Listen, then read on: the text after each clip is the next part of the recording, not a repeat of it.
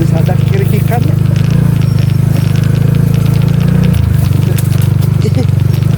Ah, kurang jauh. Bab 311-315. Bab 311. Suami, kamu tidak bisa mati.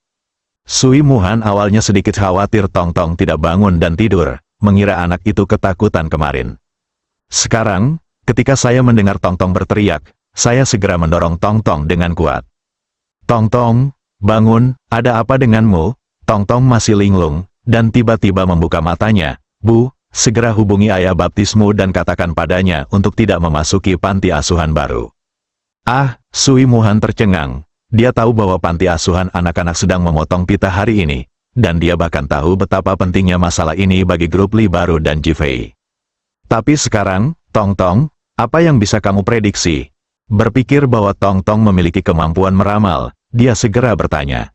Bangunan itu akan runtuh, dan ayah baptisku akan masuk. Berdengung, otak Sui Muhan meraung. Dengan pelajaran sebelumnya, dia benar-benar mempercayainya sekarang. Dia segera mengeluarkan ponselnya, dengan tangan gemetar, dan akhirnya menghubungi nomor Jifei. Saat ini, Jifei dan yang lainnya di sana sedang berjalan menuju gedung. Dia berdiri di samping wali kota Zhao, memperkenalkan dirinya sambil berjalan. Nada dering ponselnya tiba-tiba berdering, dan dia tertegun sejenak. Ini adalah pengaturan khusus yang dia atur untuk Sui Muhan, hanya untuk mencegahnya melewatkan panggilan tersebut. Tapi apakah ada salahnya menelepon saat ini? Jifei ragu-ragu sejenak, tapi segera menjawab panggilan itu. Jifei, jangan memasuki gedung panti asuhan anak-anak, itu akan segera runtuh. Suara cemas Sui Muhan terdengar dari ujung sana. Ah, kilatan kejutan melintas di benak Jifei, dan kemudian dia tiba-tiba terbangun. Mundur, semuanya mundur, dia berteriak kepada orang yang hendak berjalan melewati pintu panti asuhan. Suaranya seperti guntur, bergema di seluruh penonton. Ledakan, semua orang merasa seperti disambar petir, dan mereka semua tercengang. Jifei tidak punya waktu untuk berpikir, jadi dia meraih Tuan Zhao yang berjalan di depan dan melemparkannya langsung ke pengawalnya di belakangnya. Pengawalnya melihatnya dan bergegas menjemputnya. Ketika orang lain melihat pemandangan ini, mereka mulai mundur dengan panik.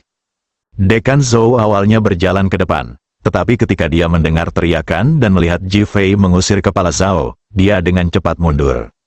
Li Ruoxi berdiri diam di tempat, tidak tahu apa yang terjadi. Jifei mendorong orang mundur, dan pemandangan menjadi kacau. Beberapa orang jatuh dan menangis, dan beberapa bahkan berteriak keras. Ketika dia akhirnya mendorong semua orang menjauh dari tempat kejadian, dia menemukan bahwa Li Ruoxi masih berdiri di depan. Sayang, cepat mundur, dia berteriak dan berlari. Ah! Li Ruoxi menyadari apa yang dia lakukan saat ini. Dia berteriak dan hendak melarikan diri, tetapi penutup hujan di kepalanya sudah terlepas seluruhnya.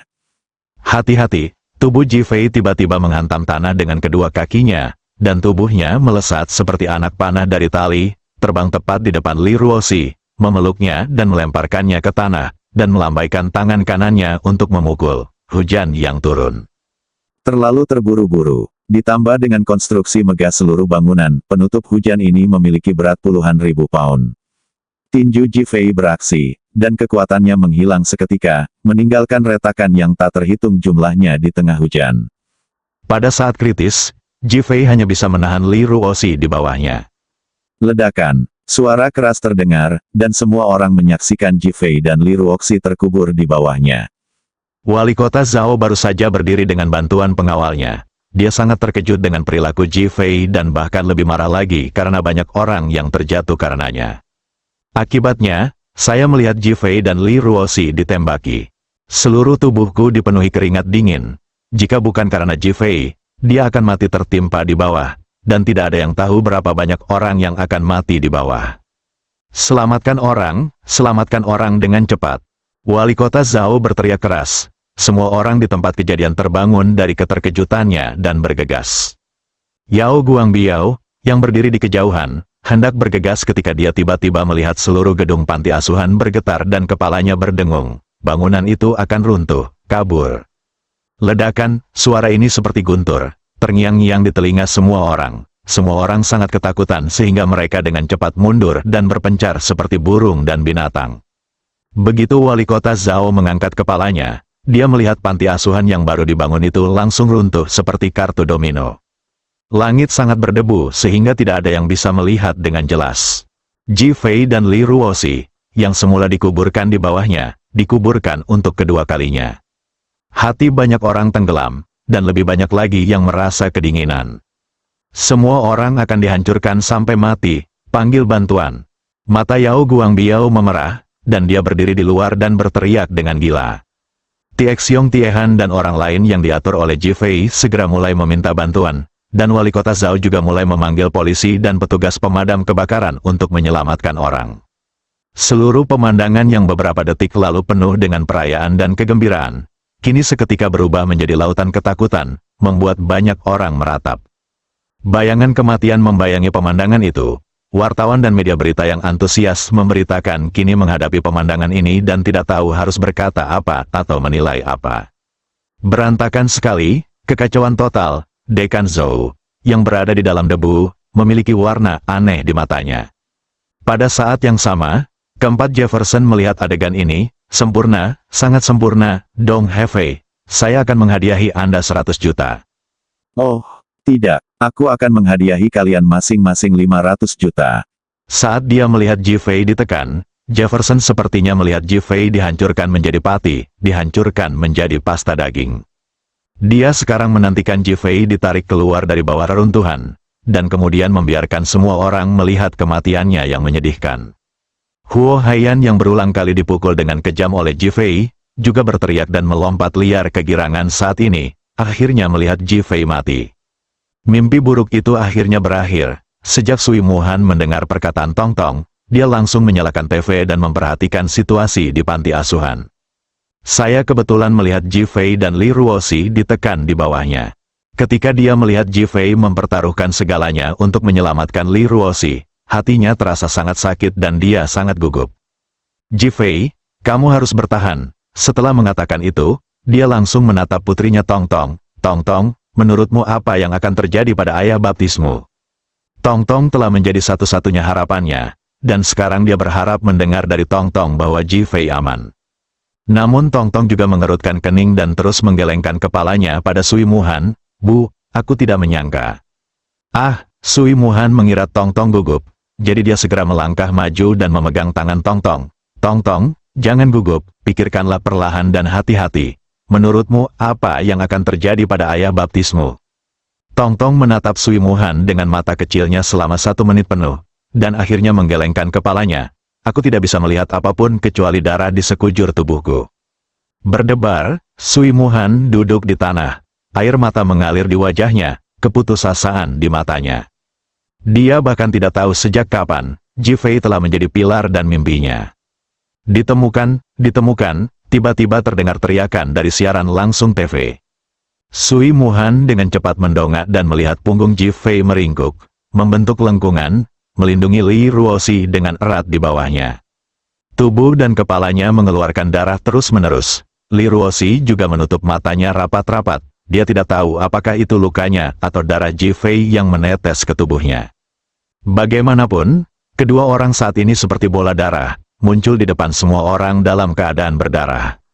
Kirim ke rumah sakit, cepat kirim ke rumah sakit. Wali kota Zhao berteriak keras. Adegan segera menjadi kacau, dan semua orang melangkah maju dan mulai membawa Ji Fei dan Li Ruoxi keluar. Namun, Ji Fei masih mempertahankan postur perlindungan itu sampai dia diangkat. Ini menggerakkan semua orang yang hadir, ini tandanya seorang pria sangat mencintai wanitanya. Li Ruoxi terbangun karena dia tergerak. Saya kebetulan melihat adegan ini, dan hati saya hancur ketika memikirkan adegan di mana saya didorong oleh Ji Fei untuk melindunginya. Suamiku, kamu tidak bisa mati. Bab 312. Mari kita tunggu Ji Fei bangun bersama. Pintu masuk rumah sakit Pok Oi, Li Ruoxi dipeluk ibunya dan sudah menangis. Li Boyang sekarang telah kembali ke perusahaan, dan berbagai departemen pemerintah telah memulai penyelidikan bersama mengenai penyebab kecelakaan tersebut. Kecelakaan ini terjadi selama pemotongan pita dan pada saat publisitas besar-besaran. Dapat dikatakan bahwa hal ini telah menarik banyak perhatian bagi semua orang. Ini merangsang saraf semua orang. Kalau kita tidak menyelesaikan masalah, kita tidak akan bisa menjelaskannya kepada publik, apalagi kepada atasan kita. Meskipun wali kota Zhao bersimpati dengan Ji Fei dan bahkan sangat prihatin dengan cedera Ji Fei, dia tidak punya waktu untuk mempedulikannya saat ini. Li Baiyang, ketua dewan, biasanya bekerja lebih sebagai korban, dan Li Ruoxi serta Ji Fei menangani banyak hal, tetapi saat ini, dia harus berdiri dan menghadapi segala sesuatu yang ada di depannya. Seluruh grup Li baru berada dalam kekacauan. Yao Guangbiao telah membagi orang-orang dari perusahaan keamanan Bameng menjadi beberapa tim dan mulai menyelidiki penyebab kecelakaan tersebut. Ia selalu merasa masalah ini tidak sesederhana yang dibayangkan. Kota Ninghai sekarang berada dalam kekacauan total. Pintu ruang gawat darurat terbuka dan perawat bergegas keluar. Li Ruoxi bersandar lemas di pelukan ibunya karena syok dan luka Ji Fei. Wajahnya pucat dan dia sangat lemah. Namun, ketika dia melihat perawat itu, dia segera berdiri tegak, bergegas mendekat dan meraih lengan perawat itu. "Bagaimana kabar Ji Fei?" Perawat menggelengkan kepalanya dan berkata, "Situasinya tidak jelas. Dokter Barat sekarang membantu dokter Tiongkok." "Apa?" Li Ruoxi berteriak kaget dan hendak masuk. Tiba-tiba tubuhnya bergoyang ke belakang dan ditarik ke belakang. Berbalik, dia melihat itu adalah Phoenix. Dia bertanya dengan marah, "Apa yang akan kamu lakukan?" Kesedihan melintas di mata Feng Huang. Qi Yuan tidak bisa menyelamatkan Ji Fei, maka tidak ada yang bisa menyelamatkan Ji Fei. Li Ruoxi, tidak mungkin, Ji Fei tidak bisa mati. Li Ruoxi meraung, menutupi wajahnya dengan tangannya, dan duduk di tanah dengan sedih. Orang-orang sepertinya kehabisan waktu. Phoenix tidak berbicara, tetapi terus memegang telepon. Setelah memasukkan nomor, dia tidak memutar nomornya. Dia tahu bahwa setelah nomor ini dihubungi, Ninghai tidak akan bisa hidup damai. Yang disebut Pack Group mungkin akan menghilang dari dunia dalam beberapa menit, dan bahkan Jack di penjara pun tidak akan selamat. Raja Naga sangat kuat, siapa yang bisa menyakiti Raja Naga? Ini adalah pertanyaan yang selalu dipikirkan semua orang di masa lalu. Siapa di dunia ini yang bisa menyakiti Raja Naga? Hasilnya, hari ini saya punya jawabannya. Hanya Raja Naga sendiri yang bisa melukai dirinya sendiri. Dia melompat mati demi wanita yang paling dia cintai. Hati Feng Huang terasa seperti pisau menusuk hatinya, dan dia tahu bahwa dia semakin jauh dari Ji Fei. 1 jam kemudian, Qi Yuan dan yang lainnya keluar dari ruang gawat darurat. Wajah semua orang sangat pucat, dan seluruh tubuh Qi Yuan terasa seperti dibasuh dengan air. Jelas sekali situasi saat ini sangat kritis dan semua orang berada dalam ketegangan tinggi. Bagaimana? Feng Huang naik dan meraih lengan Qi Yuan. Li Ruoxi hendak bergegas ke ruang gawat darurat, tapi dihentikan oleh seorang perawat. "Adik ipar, kakak Ji belum keluar dari bahaya. Jangan masuk sekarang." Qi Yuan memandang Li Ruoxi dan berkata, mendengar bahwa dia belum keluar dari bahaya, Li Ruoxi merasakan sakit yang menusuk di hatinya. Dia bersandar di dinding dan perlahan-lahan meluncur ke tanah, hampir pingsan di tempat. Hati Li Ruoxi juga sangat sakit. Ji Fei terluka karena dia berusaha menyelamatkan dirinya sendiri. Dia bahkan telah memutuskan untuk hidup dan mati bersama Ji Fei. Pada saat ini, ponsel Li Ruoxi tiba-tiba berdering, melihat bahwa itu adalah sekretarisnya Ningjing. Dia segera menjawab panggilan tersebut. "Tuan Li dalam masalah, ketuanya telah dibawa pergi." Siapa yang mengambilnya? Li Ruoxi bahkan tidak bereaksi pada awalnya. "Polisi," ada sedikit ketidakberdayaan dalam suara tenang sekretaris itu. "Mengapa kamu membawa ayahku pergi?" "Saya tidak tahu. Selain itu, perusahaan kami juga telah disegel. Chen Ziji dan yang lainnya telah dibawa pergi. Sekarang seluruh grup Li baru telah lumpuh total." "Saya akan kembali ke perusahaan sekarang. Jika mereka ingin menangkap saya, mereka akan menangkap saya juga." Li Ruoxi, yang awalnya sangat sedih, tiba-tiba berdiri, dengan tatapan tekad yang tiada taraf di matanya. "Ji Fei, kamu harus hidup. Aku ingin kamu melihatku tumbuh." Setelah Li Ruoxi selesai berbicara, dia berjalan menuju lift. Meskipun Feng Huang tidak mendapat jawaban langsung dari Qi Yuan, kalimat ini tidak diragukan lagi menjawab pertanyaannya. "Sialan," Phoenix mengumpat dengan marah. "Qi Yuan, kamu bertanggung jawab atas urusan di sini. Kamu harus menyelamatkan Ji Fei, jika tidak kamu sendiri yang akan mati." Suaranya nyaring, dan ada aura kekerasan di sekelilingnya. Staf medis di tempat kejadian merasakan hawa dingin di sekujur tubuh mereka. "Saya tidak pernah menyangka bahwa kemarahan dekan wanita yang dingin ini akan begitu menakutkan." "Phoenix, tenanglah," Qi Yuan tahu apa arti kemarahan Phoenix yang sebenarnya dan betapa menakutkannya hal itu, jadi dia segera menghentikannya. Mata Phoenix melebar. Qi Yuan, apakah kamu ingin menghentikanku? Qi Yuan menggelengkan kepalanya dengan cepat dan berkata dengan kemarahan yang sama di matanya, saya juga berharap saya bisa berurusan dengan orang yang terlibat langsung dalam masalah ini, tapi... Melihat ke dalam, jelas Ji Fei tidak mendapat perintah. Phoenix meremas tangannya erat-erat dan memasukkan kembali ponselnya ke dalam sakunya. Dia juga berjalan menuju lift. Di dalam lift, mata Feng Huang tertuju pada Li Ruoxi, dan Li Ruoxi juga menatap Feng Huang tanpa ragu-ragu. Ketika lift mencapai lantai pertama, Feng Huang tiba-tiba berkata, Li Ruoxi, aku akan menyelesaikan masalahnya denganmu. Li Ruoxi mengerutkan kening, Feng Huang, aku tahu kamu menyukai Ji Fei, tapi aku bisa menangani urusanku. Bisakah kamu mengatasinya? Bisakah kamu mengatasinya dan berdiri diam di saat kritis? Jika bukan karena kamu, apakah Ji Fei akan terluka? Li Ruoxi, jika bukan karena kamu, Ji Fei pasti bisa melarikan diri. Apalagi runtuhnya sebuah bangunan atau ledakan sebuah bangunan. Semua ini disebabkan olehmu. Ji Fei kembali hanya untukmu, karena kamu lebih penting baginya daripada nyawanya sendiri. Phoenix berpikir bahwa dia telah mengejarnya selama bertahun-tahun tanpa hasil. Tetapi Ji Fei lebih suka mempertaruhkan nyawanya demi Li Ruoxi. Dia merasakan kesedihan yang tak terlukiskan di dalam hatinya, yang benar-benar meledak di bawah rangsangan kata-kata Li Ruoxi.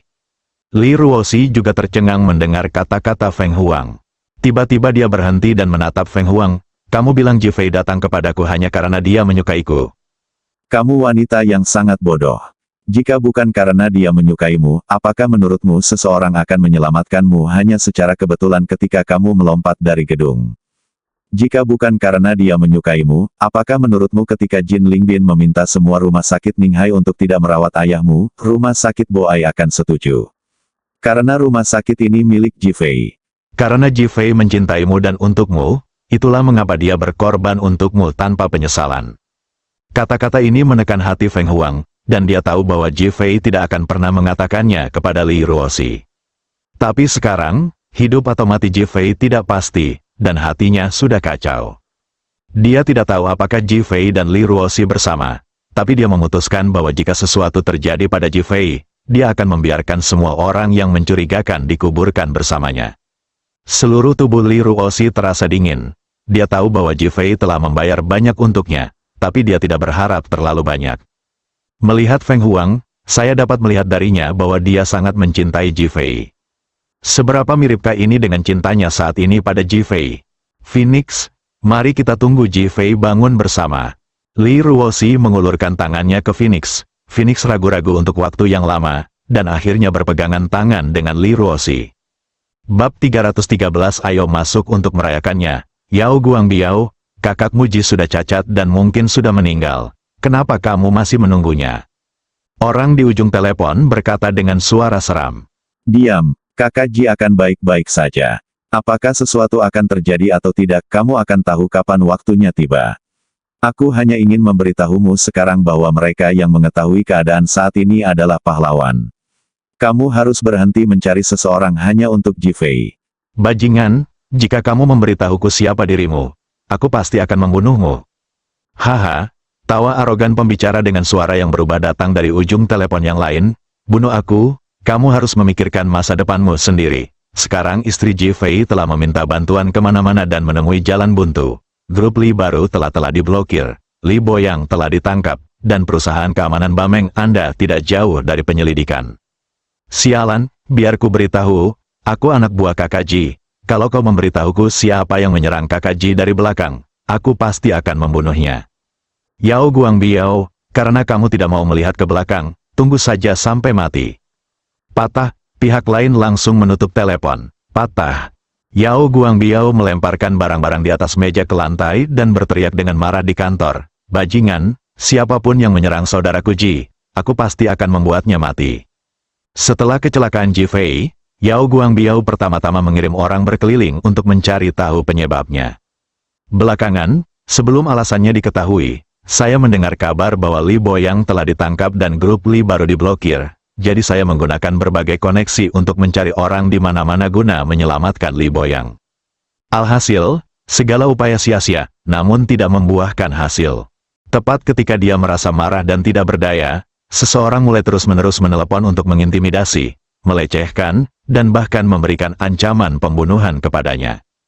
Baginya, Kakaji adalah eksistensi seperti dewa, makhluk yang dia hormati, dan tak seorang pun boleh memfitnah atau menjebak Kakaji. Sekarang, jika orang-orang ini menyakiti saudara Ji, mereka akan lebih marah daripada menikamnya. Jika Anda tidak takut mati, apalagi yang perlu Anda takuti? Belum lagi itu adalah ancaman dari pihak lain, bahkan jika dia menyerbu ke arahku dengan pisau dan menebasnya, dia tidak akan takut. Bang-bang, tepat ketika Yao Guangbiao sangat marah hingga darahnya mendidih, pintu tiba-tiba terbuka dan tepuk tangan terdengar dari pintu. Siapa yang menyombongkan diri? Yao Guangbiao mengira musuh akan datang dan meraung dengan marah. Melihat ke pintu, matanya penuh amarah, dan dia ingin memotong orang yang masuk. Namun, saat melihat Phoenix yang mengenakan jaket kulit dan celana panjang kulit, serta bertubuh langsing, ia langsung tutup mulut. Meskipun dia tidak tahu siapa Phoenix, ketika Ji Fei menggantikan Zhang Bo dengan Phoenix, dia tahu bahwa Phoenix ini bukanlah orang biasa. Kenapa kamu ada di sini? Nadanya penuh hormat dan penuh kejutan. Phoenix terkekeh, bukankah kamu baru saja bertingkah sangat mendominasi? Kenapa aku begitu gugup saat masuk? Yao Guangbiao segera berdiri, saya hanya terkejut. Phoenix mengangguk, kamu melakukannya dengan cukup baik, sepertinya Ji Fei tidak salah menilai kamu. Setelah mengatakan itu, dia berbalik untuk melihat keluar pintu dan berkata, Tuan Li, masuk. Li Ruoxi masuk dari luar pintu. Yao Guangbiao merasa seolah-olah angin dingin bertiup di punggungnya, memikirkan penampilan dan kata-katanya barusan. Untungnya dia setia kepada saudara Ji, jika tidak maka akan terlambat untuk menyesal. Namun, dia segera merasa sangat beruntung. Bukankah dia memanfaatkan peluang bagus? Setelah ini, ketika saudara Ji bangun, dia akan lebih percaya diri dan lebih memanfaatkannya. Yao Guangbiao sangat gembira, tapi dia bersikap sangat pendiam di depan Feng Huang dan Li Ruoxi. Kakak ipar, silakan duduk. Yao Guangbiao meminta Li Ruoxi untuk duduk. Li Ruoxi dan Feng Huang duduk di waktu yang sama. Setelah keluar dari rumah sakit, mereka mengunjungi kantor polisi, Biro Industri dan Komersial, Biro Pengawasan Kualitas, banyak departemen pemerintah, namun mereka masih belum dapat menemukan solusi atas masalah tersebut, yang membuat kedua orang tersebut sangat kecewa. Pada akhirnya, Feng Huanglah yang mengusulkan untuk datang ke Yao Guangbiao. Di satu sisi, dia adalah presiden kamar dagang dan memiliki koneksi dengan departemen-departemen ini jauh lebih mudah bagi mereka untuk menangani banyak hal dibandingkan kedua wanita itu. Namun, saya tidak menyangka bahwa yang saya dengar di pintu adalah kemarahan Yao Guangbiao. Setelah mendengarkan perkataan Yao Guangbiao, mereka berdua tiba-tiba merasa bahwa Yao Guangbiao adalah orang yang sangat baik dan setia. Tadi saat mereka mendatangi berbagai departemen, para pimpinan beberapa departemen juga ikut serta dalam pemotongan pita kesejahteraan anak hari ini. Keruntuhan belum terjadi pada saat itu, dan banyak orang yang memuji grup Li yang baru pada saat itu, mereka bahkan menunjukkan kesediaannya untuk berinteraksi secara aktif dengannya. Ketika mereka kembali kali ini, terlihat jelas bahwa mereka adalah orang yang berbeda. Hal ini membuat mereka sangat merasakan hangat dan dinginnya perasaan manusia. Dan Yao Guangbiao ini tetap bergeming menghadapi ancaman dan godaan. Siapa pihak lainnya? Phoenix memandang Yao Guangbiao dan bertanya. Yao Guangbiao sedikit tertekan ketika dia mendengar pertanyaan. Bajingan ini benar-benar mengubah suara mereka di telepon dan tidak tahu suara siapa itu. Phoenix mengerutkan kening dan memandang Li Ruoxi. Tuan Li, apa yang akan Anda lakukan mengenai masalah ini? Wanita adalah binatang yang aneh. Mereka berdua baru saja sering bertengkar. Namun setelah mereka berkoordinasi dan menangani berbagai hal bersama, mereka kini seperti saudara selama bertahun-tahun. Phoenix memiliki rencananya sendiri, tetapi Li Ruoxi mewakili Ji Fei, dan dia harus menghormatinya dalam lingkup prinsip. Li Ruoxi merenung sejenak. Kami akan bertindak sendiri-sendiri. Saya akan fokus terutama pada perusahaan dan Ji Fei. Saya akan terlihat sangat sedih dan menjadi tentara yang sedih di mata mereka, membuat mereka semakin bangga. Feng Huang dan Yao Guangbiao mengangguk. Bagi mereka, tampaknya pihak lain pasti akan menjadi lebih gila lagi. Li Ruoxi memandang Phoenix. Selidikilah Packer Group. Meskipun tidak ada jaminan bahwa masalah ini ada hubungannya dengan Packer Group, saya curiga mereka pasti berada di baliknya. Phoenix mengangguk. Bahkan jika itu tidak masalah, aku akan membuat mereka menderita akibat yang buruk. Li Ruoxi tidak berhenti. Yao Guangbiao, Anda bertanggung jawab untuk menyelidiki bahan bangunan yang kami gunakan, terutama semen perekat kerja cepat yang baru. Saya menduga masalahnya ada di sini. Jangan khawatir, kakak ipar, jika aku tidak menyelidiki masalah ini dengan jelas, aku tidak akan bisa menemui kakak Ji. Li Ruoxi sangat puas dengan sikap Yao Guangbiao dan melanjutkan, masalah ini jelas tidak sesederhana yang terlihat di permukaan. Saya curiga ada pendorong yang tidak terlihat di balik masalah ini. Semua itu bergantung pada Phoenix. Adapun hal-hal yang dangkal, saya tidak peduli. Bawalah. Mata Li Ruoxi menunjukkan tekadnya untuk maju. Kakak ipar, kamu tidak perlu terlalu stres. Kami dapat membagikan beberapa hal untukmu, dan kami juga memiliki kekuatan perusahaan keamanan Bameng. Bahkan jika kakak Ji tidak bangun, tidak ada seorang pun di Ninghai berani menyentuh kita. Ada ekspresi mematikan di wajah Yao Guangbiao, yang bahkan bisa dikatakan ekspresi putus asa. Yao Guangbiao, Ji Fei membawamu keluar karena dia tidak ingin kamu jatuh lagi. Kamu tidak boleh impulsif. Yao Guangbiao memikirkan dukungan Ji Fei untuknya, dan wajahnya memancarkan kesedihan dan kemarahan, dan akhirnya mengangguk. Kakak ipar, jangan khawatir, saya pasti akan menangkap para bajingan yang merusak bahan bangunan dan membiarkan mereka mati dengan baik. Li Ruoxi tahu bahwa persuasi memiliki efek yang terbatas, jadi dia tidak berkata apa-apa lagi. Ketiga orang itu mendiskusikannya lagi dan pergi. Jefferson baru saja selesai berbicara dengan pemimpin sekte perempuan saat ini, dan sangat senang menerima pujian dari pihak lain. Tutup videonya, buka pintunya, dan lihat Huo Haiyan dan 3 lainnya. Ayo masuk untuk merayakannya. Bab 314. Lihat apakah kedua orang ini berada di kota Ninghai. Selamat, Ketua, keberhasilan ini semua berkat kepemimpinan Ketua yang bijak. Ketua pasti akan mengambil kesempatan kali ini untuk meminta pemerintah kota Ninghai menyerahkan General Manager Jack dengan patuh, dan bahkan mengambil inisiatif untuk meminta maaf. Huo Haiyan dan ketiganya mulai saling memuji satu persatu. Jefferson menghapus kesialan sebelumnya, matanya menunjukkan kegembiraan, dan wajahnya bahkan lebih penuh kemenangan. Ayo kita minum bersama untuk merayakan kematian Ji Fei. Menggigit, suara dentingan cangkir yang renyah membuat mereka masing-masing merasa senang dan sangat bahagia. Jefferson meletakkan cangkirnya, bersemangat dan memerah. Setelah Ji Fei meninggal, kita dapat menyerang Ninghai sepenuhnya. Saat itu, perusahaan di Ninghai ini akan menjadi aset grup PIK kita. Ketua berpandangan jauh ke depan dan kami ingin bersulang untuknya. Huo Haiyan berbicara lebih dulu, dan beberapa orang meminum segelas anggur lagi. Jefferson memandang Muyu, kamu harus segera menemukan cara untuk mengendalikan seluruh kamar dagang. Lalu kita bisa mengendalikan semua pedagang di Ninghai melalui kamar dagang, dan kemudian bangkit dengan satu pukulan. Jangan khawatir, Ketua, kami pasti akan melakukannya. Jefferson memandang Dong Hefei, kamu segera menemukan cara untuk membunuh Zhao Hui dan Li Ke, dan kemudian kembali ke Longdu untuk kehilangan petunjuk sepenuhnya. Ketika Dong Hefei mendengar pengaturan ini, matanya berbinar. Apakah mungkin untuk menggantikan Huo Haiyan? Baik Ketua. Dia berkata sambil menahan ekstasi di hatinya. Huo Haiyan sedikit cemas. Ketua, apa yang harus saya lakukan? Memikirkan kegagalannya sebelumnya, dia khawatir Jefferson akan menganggapnya sebagai anak terlantar. Mulai sekarang, Anda akan mewakili grup Peko kami dan memulai operasi skala penuh di kota Ninghai. Andalah yang mengendalikan hidup dan mati mereka.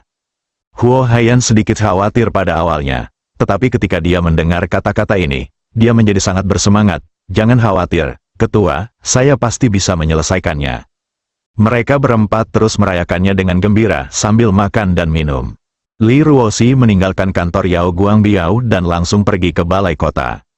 Setelah Li Ruoxi tiba, dia meminta penjaga untuk menghubungi bagian dalam. Tetapi pihak lain memberitahunya bahwa Zhao Yuntian sedang rapat dan tidak punya waktu untuk menemuinya. Hatiku mencelos. Kukira hilang, dan aku merasakan hangat dan dinginnya perasaan manusia lagi. Saya berbalik dan kembali ke mobil. Saat saya menyalakan mobil dan hendak pergi, telepon berdering. Melihat nomor yang tidak dikenalnya, Li Ruoxi masih menekan tombol jawab. Halo, Tuan Li, saya Cui Ziguo, sekretaris wali kota kota Zhao. Li Ruoxi tertegun. Dia tidak melihatnya. Mengapa dia meminta sekretarisnya untuk meneleponnya? Halo sekretaris Cui. Tuan Li, wali kota Zhao meminta saya untuk menyampaikan keprihatinan saya terhadap Tuan Jifei. Li Ruoxi merasa sedih, tetapi ketika dia berpikir untuk tidak melihatnya, senyuman pahit muncul di wajahnya. Dia menjawab dengan getir, terima kasih, wali kota Zhao. Cui Ziguo mendengar kekecewaan dalam nada bicara Li Ruoxi. Tuan Li, saya memberitahu Anda pendapat pribadi saya, itu tidak mewakili pendapat wali kota Zhao. Cui Ziguo tiba-tiba merendahkan suaranya. Li Ruoxi tercengang, katakan saja padaku, pemimpin kota Zhao sebenarnya sangat prihatin dengan Tuan Jifei, dan dia bahkan lebih cemas dengan situasi grup Li baru Anda saat ini. Dia melindungi Anda dengan tidak melihat Anda. Selain itu, pemblokiran sementara grup Li baru juga merupakan segel bagi dunia luar. Hal ini dilakukan terhadap dunia luar dan memberi Anda waktu dan kesempatan untuk mencari bukti. Jika tidak, bukan hanya ayahmu, ketua kehormatan, yang akan masuk, tetapi kamu, manajer umum, juga akan ditangkap. Kepala kota Zhao lah yang menganjurkan penangkapan hanya satu orang. Apakah kamu mengerti? Mendesis, Li Ruoxi menarik napas dan memikirkannya dengan hati-hati. Memang benar demikian. Menurut tanggung jawabnya, manajer umum adalah orang pertama yang bertanggung jawab. Sekretaris Cui, bantu saya meminta maaf kepada wali kota Zhao. Saya salah paham tentang dia. Cui Ziguo terus berbisik. Kepala Zhao akan membiarkan grup Zhao terus berpura-pura ingin menelan grup Li baru, sehingga perusahaan lain di kota Ninghai akan takut dan tanpa terlihat akan memberi Anda payung pelindung. Kuncinya sekarang, apakah kamu perlu mencari tahu alasannya dengan cepat? Li Ruoxi benar-benar tersentuh. Zhao Yuntian sangat bijaksana. Terima kasih, Sekretaris Cui, saya akan segera menyelidikinya. Jika kamu butuh sesuatu, tolong hubungi aku. Setelah Cui Ziguo selesai berbicara, dia menutup telepon.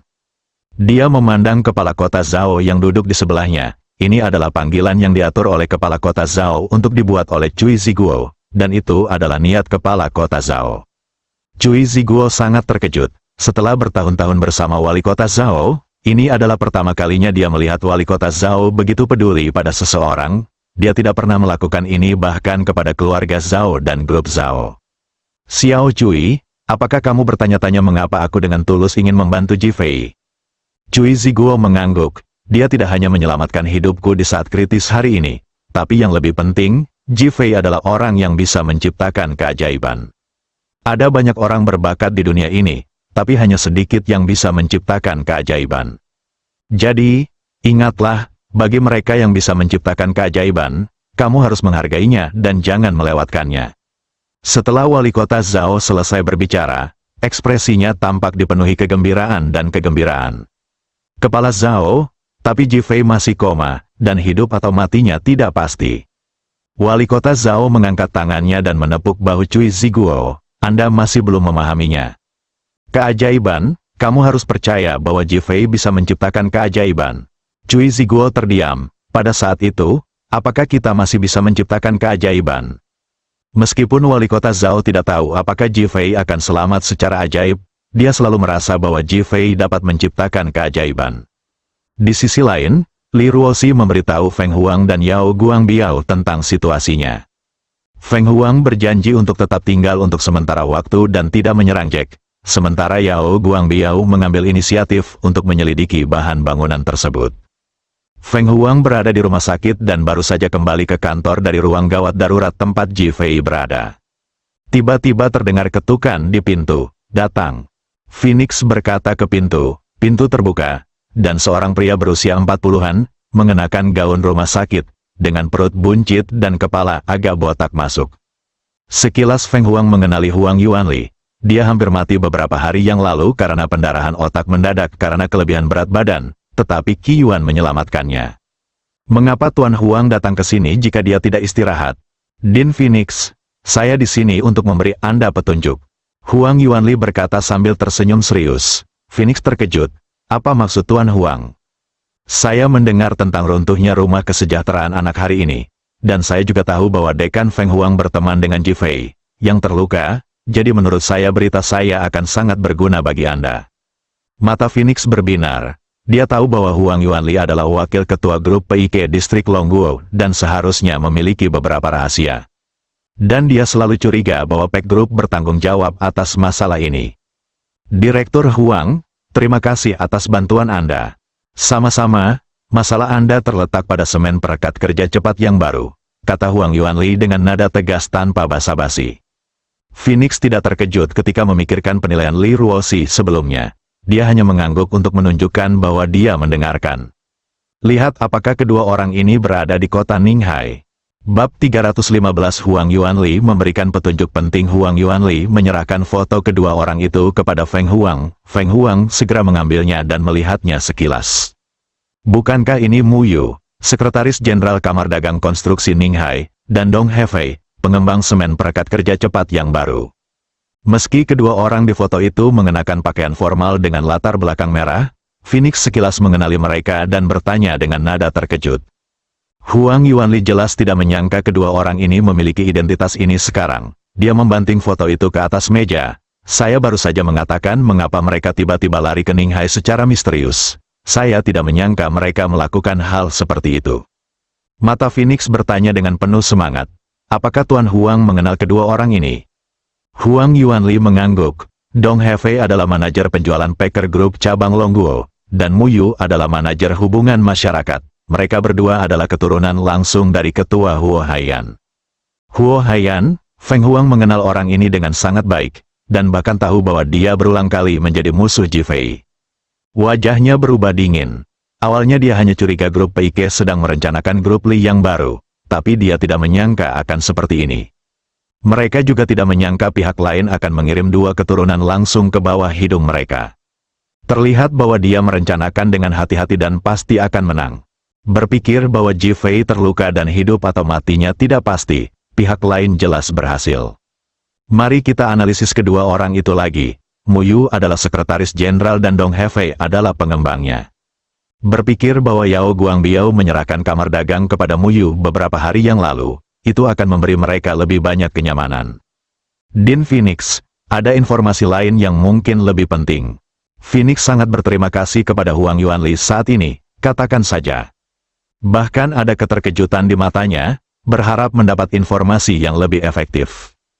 Yang disebut semen perekat quick acting baru, saya kira, adalah perekat quick acting baru dari Peiko Group kami, dapat merekatkan barang dengan cepat, tetapi memiliki kekurangan, yaitu memiliki daya tahan tertentu. Kalau dipakai pada semen bisa cepat merekat, tapi kalau melebihi daya dukungnya akan menimbulkan bahaya tersembunyi di dalam rumah, bahkan berbahaya. Saya menduga inilah alasan mengapa panti asuhan anak-anak tersebut runtuh. Saat Huang Yuanli selesai berbicara, Phoenix berdiri. Huang Yuanli terkejut. Jangan gugup, Direktur Huang, informasi yang Anda berikan sangat penting. Saya sedikit bersemangat. Phoenix sekarang mengerti mengapa bangunan itu runtuh setelah dibangun. Huang Yuanli mengangguk. Selama menurutmu itu berguna, aku sangat berterima kasih padamu karena telah menyelamatkan hidupku dalam situasi itu. Sama-sama, Tuan Huang, Anda dapat beristirahat dengan tenang dan memulihkan diri. Saya akan menyelidiki masalah ini secepat mungkin. Saya akan berterima kasih lagi jika waktunya tiba. Setelah Phoenix selesai berbicara, dia berbalik dan turun. Dia segera menelepon Li Ruoxi dan memberitahukan situasinya. Li Ruoxi juga terkejut dan marah. Akhirnya, Feng Huang menyarankan agar Li Ruoxi berpura-pura menjadi menyedihkan dan kembali ke rumah sakit untuk menarik perhatian semua orang, sementara dia dan Yao Guangbiao pergi untuk menyelidiki dan menanganinya. Li Ruoxi setuju, dan Phoenix menelepon Yao Guangbiao, yang sedang bergegas ke kamar dagang, dan memintanya untuk segera ke perusahaan bahan dekorasi Zhengyang, yang memproduksi semen perekat kerja cepat baru di pinggiran timur. Setelah mendengar pengenalan situasi Phoenix, Yao Guangbiao sangat menyalahkan dirinya sendiri sehingga dia sangat marah hingga dia hampir mengutuk ibunya. Menyesali, sedih dan marah, datang berbondong-bondong. Mereka berpisah dan bergegas pergi. Saat ini pabrik produksi semen di pinggiran timur masih berproduksi, namun semuanya merupakan produk berkualitas. Zhao Hui baru saja keluar dari pemeriksaan dan merasa sangat bahagia. Dia sudah tahu tentang runtuhnya panti asuhan hari ini. Dia juga tahu bahwa Jifei terluka parah dan grup Li baru ditutup. Dia kini menunggu runtuhnya grup Li baru untuk menaikkan harga pasar semen dan kemudian menyapu seluruh pasar. Uang akan mengalir deras, mencicit, tiba-tiba rem berbunyi. Zhao Hui mendongak dan melihat Dong Hefei keluar dari mobil dengan ekspresi mabuk di wajahnya. Zhao Hui segera memutar tubuhnya dan bersemangat seperti kupu-kupu melihat bunga. Dia membuka tangannya dan terbang menuju Dong Hei. Menurutnya, hari di mana mereka berdua tidur bersama dan terbang bersama akan segera tiba. Sebuah cibiran muncul di sudut mulut Dong Hefei. Wanita jalang, kematian akan datang. Alkoholnya melonjak, dan dia menjadi penuh nafsu. Dia langsung memeluk Zhao Hui dan berkata, "Sayang, ikut aku keluar." Pria yang menjijikkan, setelah minum begitu banyak, apakah kamu membuat hantu seorang wanita? Dong Hefei mencubit Zhao Hui dengan keras. "Jika aku main-main, apakah aku masih membutuhkanmu sekarang?" Zhao Hui Jiao menangis pelan. "Aku sangat mencintaimu." Menempel langsung ke tubuh Dong Hefei, keduanya tidak sabar untuk masuk ke dalam mobil dan pergi. Yao Guangbiao membawa Tie Xiong dan yang lainnya ke pabrik semen di pinggiran timur sebelum Feng Huang tiba. Dia menyapa Feng Huang dan berkendara menuju pabrik semen bersama. Mobil Tie Xiong membuka jalan di depan, dan dia melaju sangat cepat karena sedang terburu-buru. Sesampainya di tikungan, saya memutar setir dengan tajam. Tak disangka, ada sebuah mobil yang diparkir di tikungan, menyita sebagian besar jalan. Ledakan, dengan suara keras, kedua mobil itu bertabrakan. Dong Hefei dan Zhao Hui kebetulan berada di dalam mobil. Saat mereka ditabrak mobil, mereka berdua berteriak ketakutan. Tie Xiong segera memarkir mobilnya dan berjalan bersama orang-orang itu. Dia tidak tahu siapa yang ada di dalam mobil itu, tapi dia harus menghadapi tabrakan itu, jadi dia awalnya ingin membayarnya. Dong Hefei dan Zhao Hui sedang mencuri ketika mereka tiba-tiba melihat sekelompok orang datang. Mereka mengira Li Ke telah menemukannya dan sengaja datang untuk melakukan tarian peri. Saking ketakutannya, ia segera membuka pintu mobil dan mencoba melarikan diri dengan pakaian acak-acakan. Meski kedua orang itu turun dari mobil dengan cepat, wajah mereka masih terlihat. Sebelum Tie Xiong dan yang lainnya datang, mereka telah melihat foto Dong Hefei dan yang lainnya, dan sekilas mereka mengenali Dong Hefei. Tai Xiong sangat gembira. "Dong Hefei, berhenti." Dong Hefei terkejut ketika namanya dipanggil. Dia tidak menyangka seseorang akan mengenalinya meskipun dia sedang mencarinya. Zhao Hui berlari dari belakang dan menabraknya.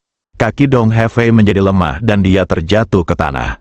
Zhao Hui tersandung dan jatuh menimpanya. Anak laki-laki di belakang Tie Xiong segera melangkah maju, meraih kedua orang itu, dan menggendong mereka seperti ayam. Ketika Yao Guangbiao dan Feng Huang melihat mobil itu diparkir, mereka mengira ada sesuatu yang tidak beres dan bergegas, tepat pada saat Dong Hefei ditangkap.